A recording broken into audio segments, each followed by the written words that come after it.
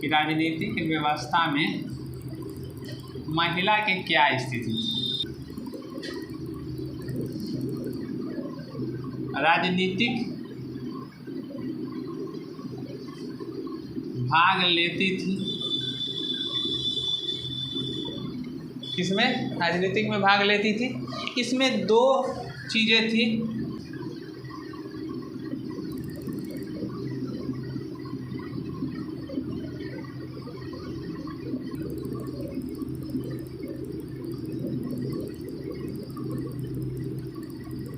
सभा और विधत लिखेंगे। सभा, इन परिषदों में महिला की सक्रियता थी। सभा और इसमें दोनों में लिख लेंगे।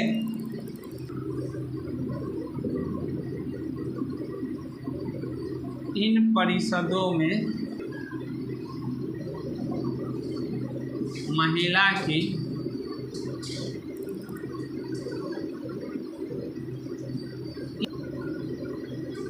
सक्रिय भागीदारी थी। इन परिषदों में महिला की सक्रिय भागीदारी थी। लिखेंगे इसमें विधत क्या था? तो आर्यों का प्राचीन संस्था था। विधत आर्यों का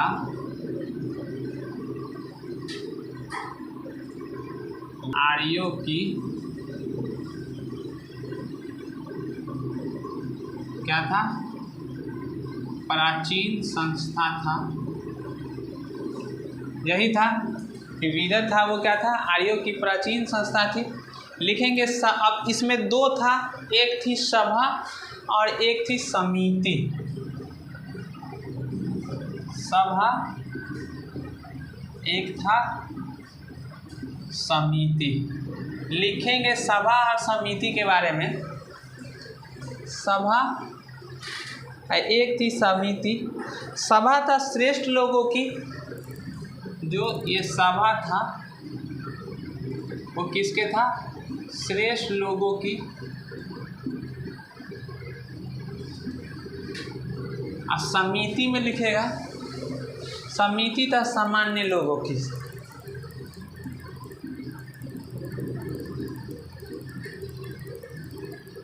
किसके? सामान्य लोगों की। यही दो गो था। क्या था? सभा और समिति। सभा श्रेष्ठ लोगों की और समिति सामान्य लोगों की। ये दोनों राजा की सलाह देती। ये दोनों जो था सभा और समिति, ये क्या था? यह दोनों राजा का क्या? सलाह देने वाली संस्था था।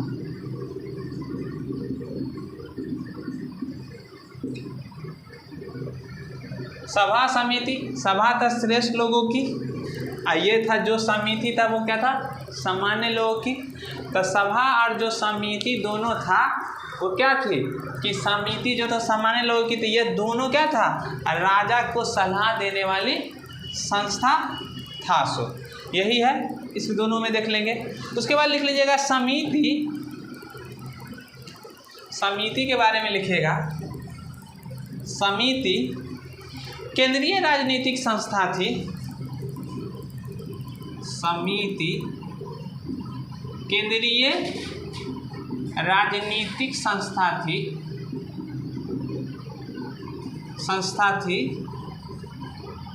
केंद्रीय राजनीतिक संस्था थी या क्या थी? केंद्रीय राजनीतिक संस्था कहलाती थी।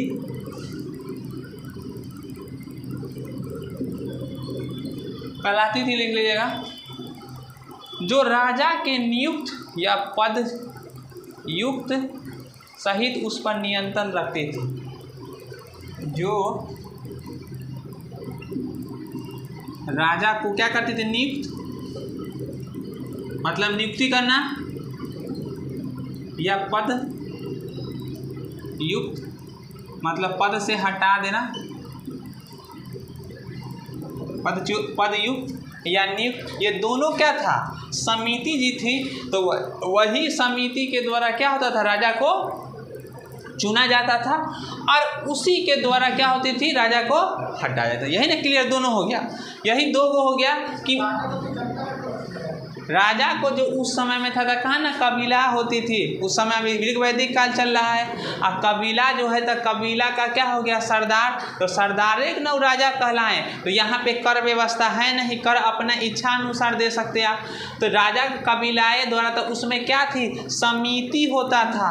अब उस कहे थे ना कि कबीलाओं में जो संघ में समिति में हुआ, समिति का जो लोग हुए सदस्य वही चुनेंगे कि इसमें से कौन राजा, किसको सरदार चुना जाए। समझ, अभी सरदार चुनते तो ना होता, मुख्य व्यक्ति होता है गाँव का, वही व्यक्ति इसमें चुनते कि हाँ ये योग्य है, हुआ कि नहीं।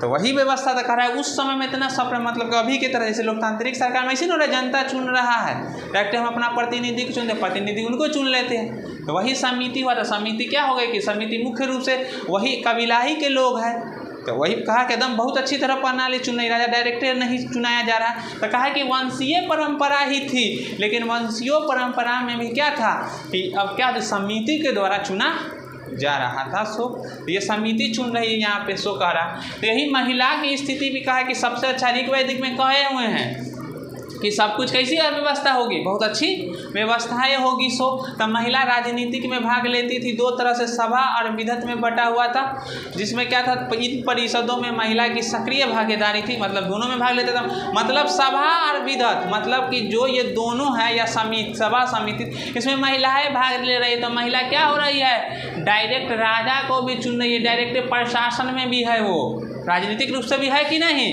तो कहा इतना अधिकार उनको राजनीतिक रूप से भी है।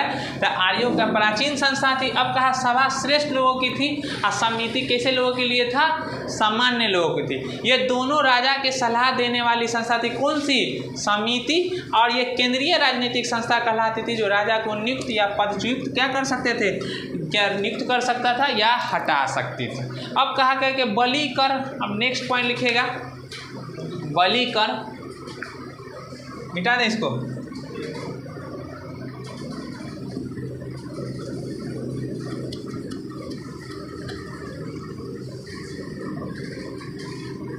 बलि कर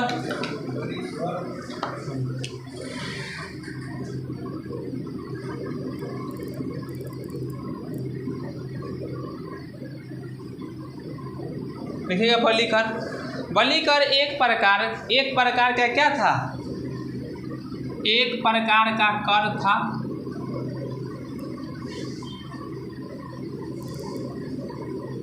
बलि कर एक प्रकार का कर था। प्रजा द्वारा स्वेच्छा से राजा को देना, लिख लीजिएगा, प्रजा द्वारा राजा को स्वेच्छा से देना, मतलब कि इस पर कोई नियमित नहीं है। जैसा भी है ना कि जीएसटी इतना % आपको कर देना है, इस पे कहा, वहाँ पे कोई ऐसी व्यवस्थाएं नहीं है कि राजा कितनों कर दे। राजा नहीं, शासन है ही नहीं, ये डायरेक्ट है कि उसको चुन लिया गया है। तो कह रहा है कि यहाँ पे प्रजा द्वारा राजा की स्वेच्छा से, मतलब कि क्या है, प्रजा द्वारा क्या हो रहा है कि जितनी उसकी प्रजा द्वारा स्वेच्छा से राजा को देना, प्रजा द्वारा स्वेच्छा से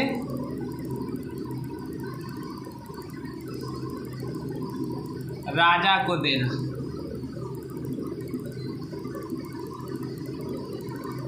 राजा को देना ये था। उसके बाद नेक्स्ट लिख लीजिएगा, राजा इनके बदले सुरक्षा की जिम्मेदारी लेता है।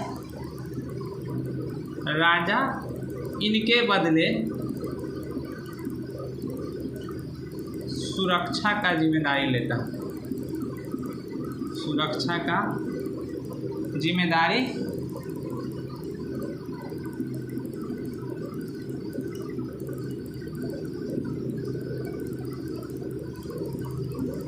क्या हो रहा है, राजा इनके बदले सुरक्षा का जिम्मेदारी लेता है। नेक्स्ट लिखेगा, राजा भूमि का स्वामी नहीं था, बल्कि युद्ध का नेता या मुखिया होता था। राजा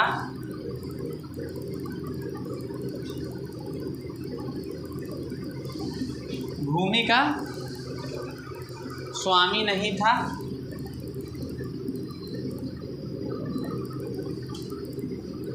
राजा भूमि का स्वामी नहीं था, बल्कि युद्ध का नेता मुखिया होता था।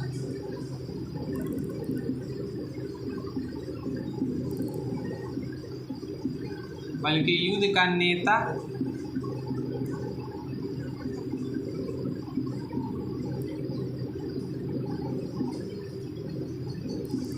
होता था। यही बात कर रहा है।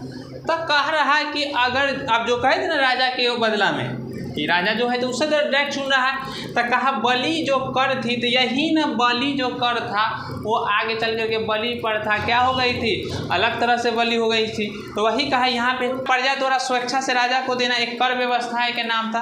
कहा कि राजा इनके बदले सुरक्षा की जिम्मेदारी लेती थी, मतलब कि जैसे ही कर दे दिया तो अब क्या लेगा कि सुरक्षा की जिम्मेदारी। तो कहा कि वो भूमि का स्वामित्व नहीं है। किसी भी कहा कि कबीला में जिसको सरदार चुना गया था राजा, वो क्या होती थी कि उसको सुरक्षा प्रदान करने के लिए कि व्यक्ति को चुन लिया जाता था। तो वही कहा राजा इनके बदले में सुरक्षा की जिम्मेदारी लेता है। और राजा भूमि का क्या होता है, स्वामी नहीं था।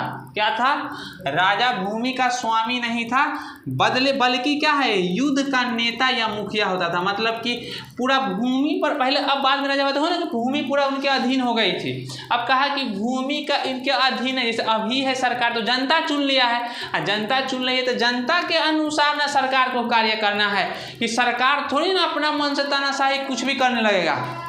जनता स्वेच्छा से चुना है, एक सभाएं है। अगर वो मनमानी करता था, कहा था ना कि सभा और समिति क्या हो सकती है, पद नियुक्त करती, हटा भी सकती। तो अभी भी है ना कि जनता अगर चाहे तो क्या होगा कि उसमें महाभियोग लगा करके हटा भी जा सकता, जैसे कि अविश्वास प्रस्ताव ला करके, वह ना कि एक संसदीय प्रणाली है। तो वही कह रहा है कि क्या है कि वो प्रशासन का मालिक है पूरा।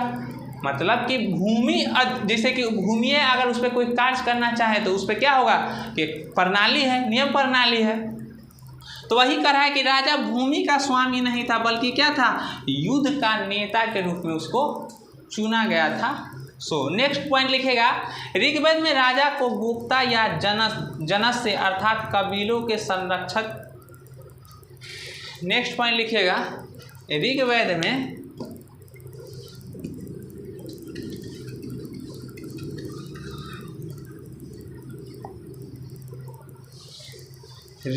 में लिखेगा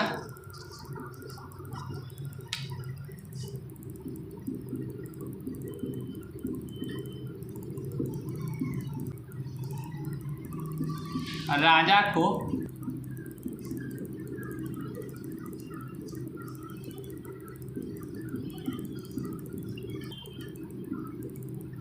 अर्थात कबीले का क्या होता था,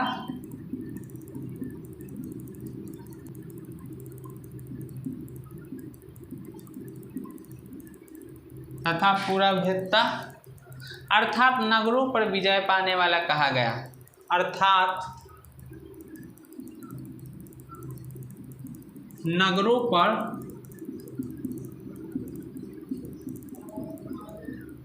विजय पाने वाला कहा गया।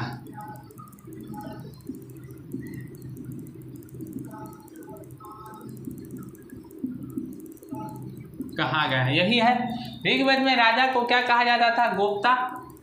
यही उसके बाद कहा कि जनस्य अर्थात कबीला, जो कबीला का संरक्षक था कौन था, पूरा भेदता अर्थात नगरों पर विजय पाने वाला।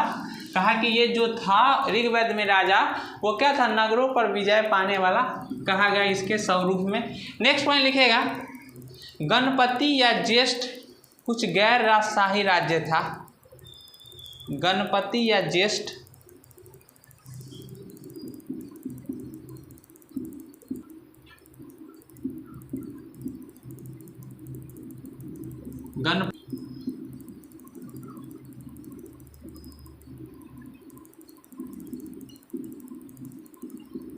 कुछ गैर राजशाही, गणपति या ज्येष्ठ कुछ गैर राजशाही राज्य। गणपति या ज्येष्ठ को कहा जाता है, जो क्या था, कुछ गैर राजशाही राज्य था। मतलब क्या था कि कहीं पे अलग राज्य था जो। उसके बाद वज्रपति एक बड़ी भूमि का अधिकारी जो कुलप या ग्रामीण का नेता था, वज्रपति कहा जाता था। लिख लीजिएगा, वज्रपति एक बड़ी भूमि का अधिकारी,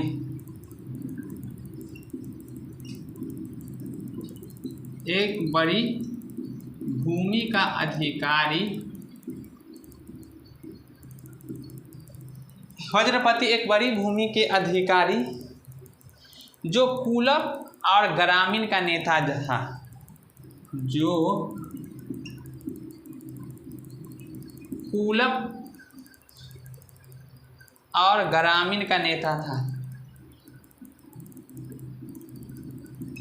कुलप और क्या था, ग्रामीण का नेता था, यही था। वज्रपति एक बड़ी भूमि का अधिकारी जो क्या था, जो कुलप और किसकी, ग्रामीण का नेता कहलाता था। सो यही है मुख्य रूप से राजनीतिक व्यवस्था में ऋग्वैदिक काल के। यहाँ तक क्या आपका कंप्लीट हो गया। अब आगे देखेंगे तो वैदिक सभ्यता में हम लोग देखें आर्थिक व्यवस्था, ऋग्वेद का अर्थव्यवस्था देखे हैं, राजनीतिक सामाजिक देखे सिर्फ ना, भौगोलिक भी देख लिए ना। ऋग्वेद का धर्म देखे हैं, ऋग्वैदिक धर्म लिखिएगा। अब ऋग्वैदिक अर्थव्यवस्था नेक्स्ट टॉपिक देंगे। ऋग्वैदिक कौन सा व्यवस्था, अर्थव्यवस्था।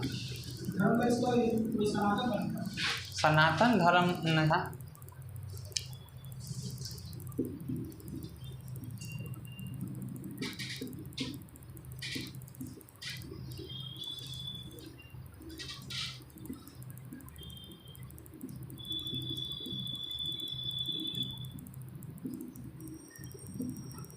ऋग्वैदिक अर्थव्यवस्था में लिखिएगा।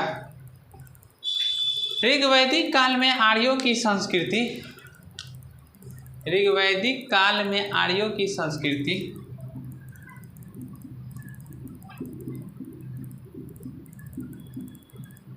ऋग्वैदिक काल में आर्यों की संस्कृति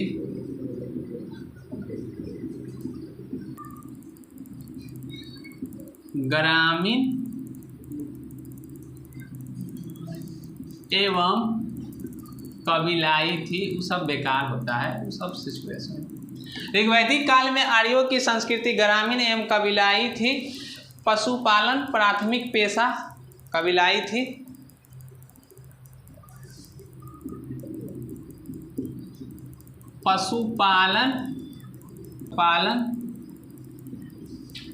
पशुपालन जो था वो क्या, कौन सा पेशा था आपका, प्राथमिक पेशा था पशुपालन। यहाँ पे तो यही पशुपालन के चलते ना, जैसे कि आएंगे ऋग्वैदिक, जैसे होगा यहाँ से तो आर्य आया, चार्य की खोज में नहीं सो रहा है, आर्य की संस्कृति में देखेंगे तो सबसे पहला हो गया पशुपालन। और उससे पहले सिंधु में जा रहे थे तो उसमें क्या था, उसमें कृषि सबसे पहले थी, भोजन आहार चालू हुआ था। अब भोजन यहाँ हो गई तो यहाँ कौन सी हो गई, पशुपालन प्राथमिक हो गई, और द्वितीय कहेगा कौन सा, कृषि लिख लीजिएगा। पशुपालन प्राथमिक तथा द्वितीय कौन हो जाएगा,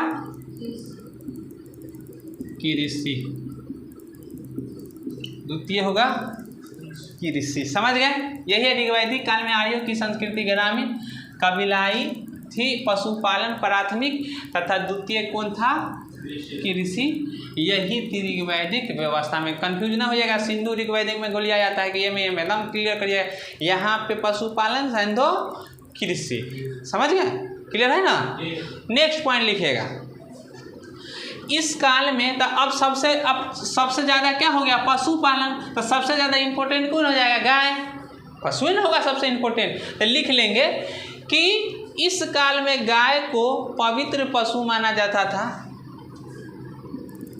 इस काल में गाय को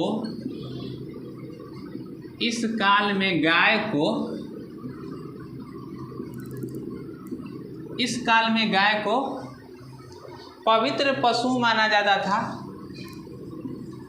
पवित्र पशु माना जाता था। इस काल में गाय को पवित्र पशु माना जाता था और यह विनिमय के साधन के रूप में थी, और यह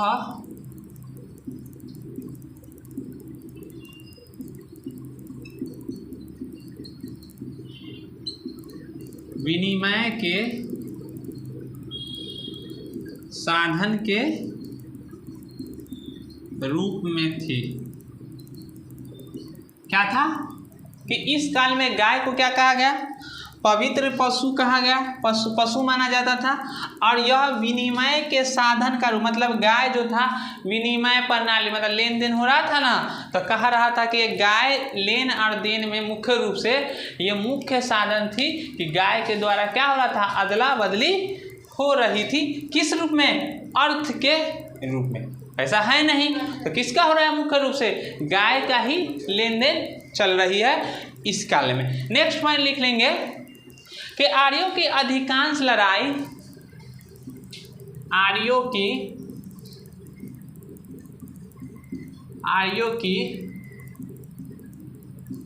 अधिकांश लड़ाई, आर्यों की अधिकांश लड़ाई गायों को लेकर होती थी, गायों के लेकर होती थी।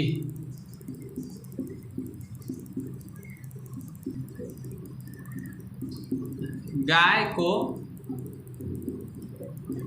अष्टकर्णी, गाय को अष्टकर्णी भी कहा गया है।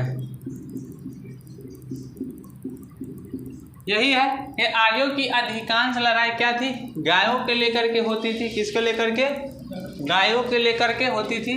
और गाय को क्या कहा जाता था, अष्टकर्णी भी कहा गया था उस समय में। नेक्स्ट पॉइंट लिखिएगा, लिख लीजिएगा, गाय को हो गया ना यहाँ तक के। नेक्स्ट पॉइंट लिखिएगा, पनिक नामक व्यापारी पशुओं को चोरी के लिए कुख्यात था। पन्नी नामक व्यापारी था, लिख लीजिएगा, सब फैक्ट है। पनिक नामक व्यापारी, पनिक नामक व्यापारी पशुओं के चोरी के लिए कुख्यात था। उस समय जो धनवान रहेगा उसी को ना चोरी होगा। पशुओं के चोरी के लिए कुख्यात था, कुख्यात था, लिख लीजिएगा। यही है, पन्निक नामक व्यापारी जो था वो क्या था, पन्निक नामक जो व्यापारी थे वो किसके लिए था, पशुओं के चोरी के लिए कुख्यात था। यह हो गया। आगे लिखेगा, पुत्री को दुहिता इसलिए कहा गया है, कहते ना पुत्री को, उस समय ऋग्वेद में क्या कहा जाता था, पुत्री को दुहिता, पुत्री को दुहिता। तो अब गाय है, फेमस है कि नहीं, पुत्री को दुहिता इसलिए कहा जाता था, पुत्री को दुहिता इसलिए कहा जाता था, वह दूध निकालती थी,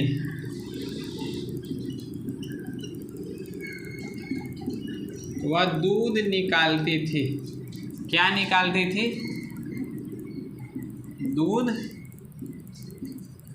निकालती थी, इसीलिए पुत्री को क्या कहा गया, दुहिता शब्द का डिनोट किया गया। लिख लीजिएगा नेक्स्ट। उसके बाद लिखिएगा घोड़ा, नेक्स्ट पॉइंट लिखिएगा, घोड़ा आर्य समाज का अति उपयोगी पशु था।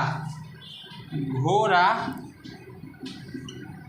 समाज का, घोड़ा आर्य समाज का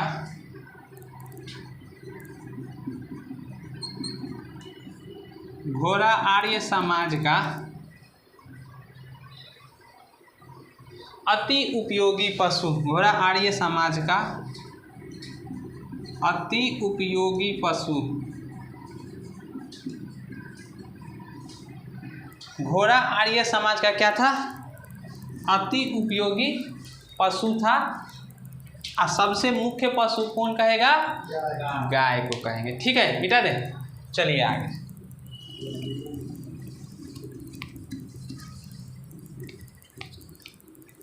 नेक्स्ट पॉइंट लिखेंगे ऋग्वेद के चतुर्थ मंडल में, ऋग्वेद के चतुर्थ मंडल में, ऋग्वेद के चतुर्थ मंडल में कृषि संबंधी कार्य मिलता है। ऋग्वेद के चतुर्थ मंडल में, ऋग्वेद के चतुर्थ मंडल में कृषि संबंधित कार्य,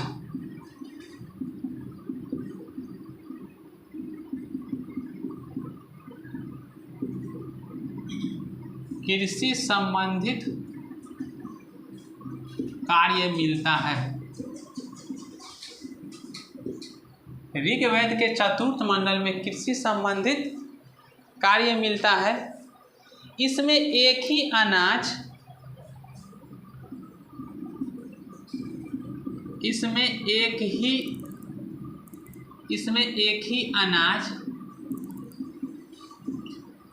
एक ही अनाज यौ, जिसको कहा जाए उस समय में यौ मतलब जौ, हाँ यौ कहा जाता था। यौ मतलब जौ का उल्लेख है,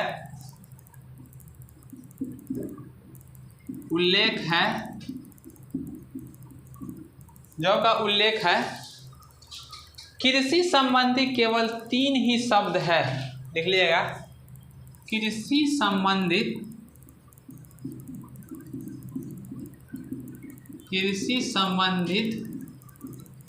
केवल 3 ही शब्द है।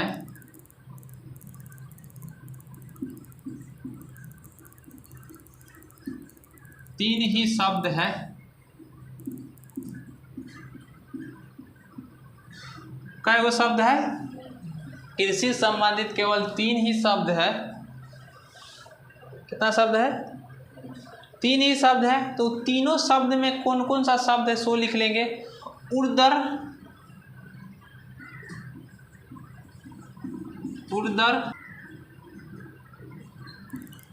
कौन सा?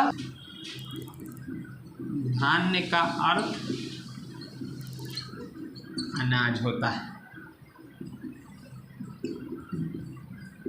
यही कह रहा है, केवल 3 ही शब्द आया है। क्या है? उर्दर, धान्य, एक बार यौ, जौ, उसके बाद उर्दर, धान्य, ना हुआ 3 शब्द, 3 शब्द मिला है वहां से। ठीक है। उसके बाद नेक्स्ट लिखिएगा, व्यापार पन्नी लोग का, व्यापार पर किसका अधिकार था? पीछे ही लिखा दिए थे।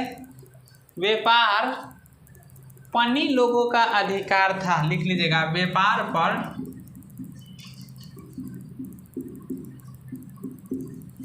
पन्नी लोगों का, व्यापार पर पन्नी लोगों का अधिकार था। व्यापार पर पन्नी लोगों का अधिकार था। व्यापार मुख्यतः वस्तु विनिमय द्वारा होता था। व्यापार मुख्यतः वस्तु विनिमय द्वारा होता था। वस्तु किसके द्वारा? वस्तु विनिमय।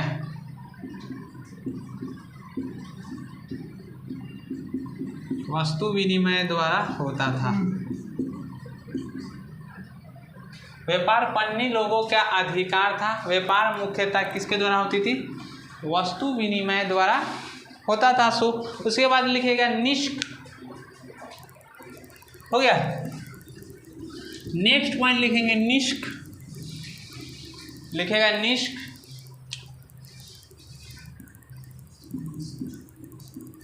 निष्क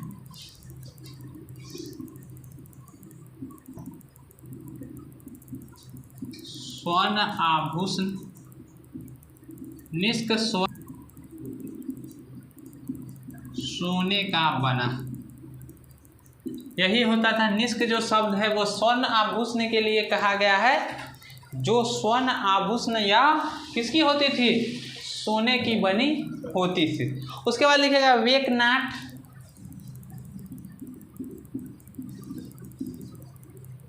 वेकनाट वेकनाट में लिखेगा, वेकनाट कहा जाता था सूदखोर का। किसको कहा जाता था? सूदखोर मतलब कौन होता है? पैसा लगा करके उससे इंटरेस्ट ज़्यादा लेना है, उसी को सूदखोर कहा जाता था गाँव सब में। वेकनाट, हाँ वेकनाट सूदखोर को कहा जाता था जो अधिक ब्याज लेता था, जो था ना पहले ग्रामीण सब में जैसे लेते जाता था, जो अभी 1% दे रहा है बैंक, उसको वो लेता था 10-10, वो मंथली 10%, अभी भी चलता है होगा उसे, जैसे जितना पैसा ना दिया उसे ज़्यादा ब्याज हो जाता। तो वही है सूदखोर, जो अधिक ब्याज लेता था।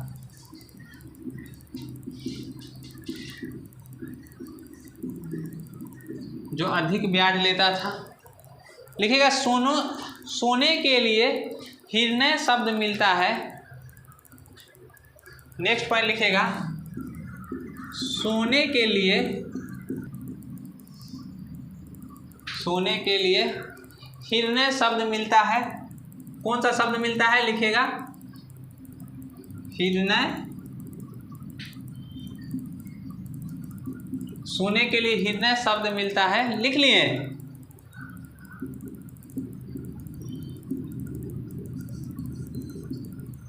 सोने के लिए हिरण्य शब्द मिलता है तथा, लिख लिए ना यहाँ पर, सोने के लिए कौन सा शब्द? हिरण्य शब्द मिलता है, लिख लीजिएगा। तथा कपास का उल्लेख कहीं नहीं मिलता, लिखिएगा कपास का उल्लेख कहीं नहीं मिलता है। पूछ ले कपास तक कहिएगा नहीं, कपास का उल्लेख कहीं नहीं मिलता है। सोने के लिए कौन सा शब्द? हिरण्य शब्द मिलता है।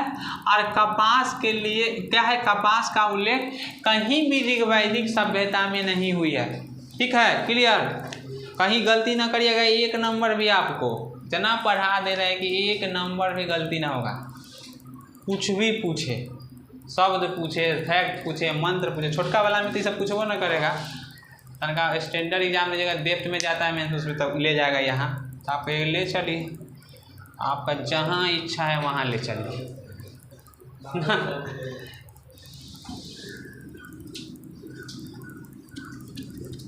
हम अक्सर हम जानते हैं कि पेपर लिख लीजिएगा अष्टकर्णी, जितना नीचे जाए कोई दिक्कत नहीं। अष्टकर्णी अंकों की जानकारी देती थी, अंकों की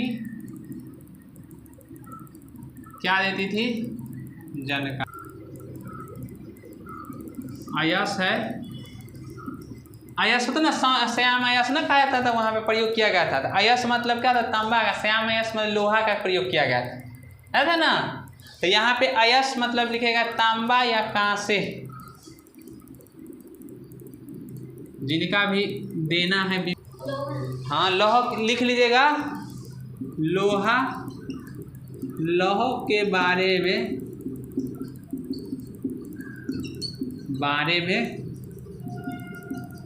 जानकारी नहीं थी। लौह के बारे में जानकारी नहीं थी। उसके बाद मिट्टी के बर्तनों के प्रकार, गेरुए रंग के मृदभान और चित्रित धूसर मृदभान PGW प्रचलित। लिखेगा मिट्टी के बर्तनों में, कब टाइम कितना हो गया बोल दीजिएगा, 9:45 का। ठीक है, रहने दीजिए। तो लोहे के बारे में क्या हुई थी? जानकारी। हाँ, लोहे के बारे में जानकारी नहीं थी। लिख लीजिएगा मिट्टी के बर्तन के प्रकार, जैसे मिट्टी क्या क्या मिली है से, मिट्टी के बर्तन के प्रकार, मिट्टी के बर्तन के प्रकार। उसके बाद गेरुए रंग के मृदभान और चित्रित धूसर मृदभान प्रचलित है। कौन कौन प्रचलित है लिख लीजिएगा। मिट्टी के बर्तन के प्रकार में लिखेगा गेरुए रंग के मृदभान, गेरुए रंग के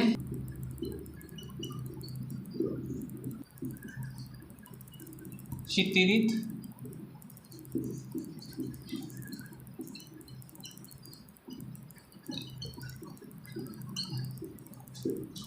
चित्रित दूषण मृदभांड PGW प्रचलित थे।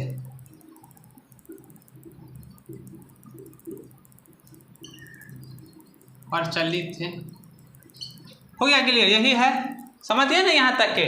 अष्टकर्णी अंकों की जानकारी थी, अयस्तांबे और कांसे वहाँ पे मिले थे। लोहे के बारे में जानकारी नहीं थी। मिट्टी के बर्तन के प्रकार में लिख लीजिएगा कि गेरुओ रंग और मृदभांड के चित्रित दूषण मृदभांड PGW ये सब मिलता था।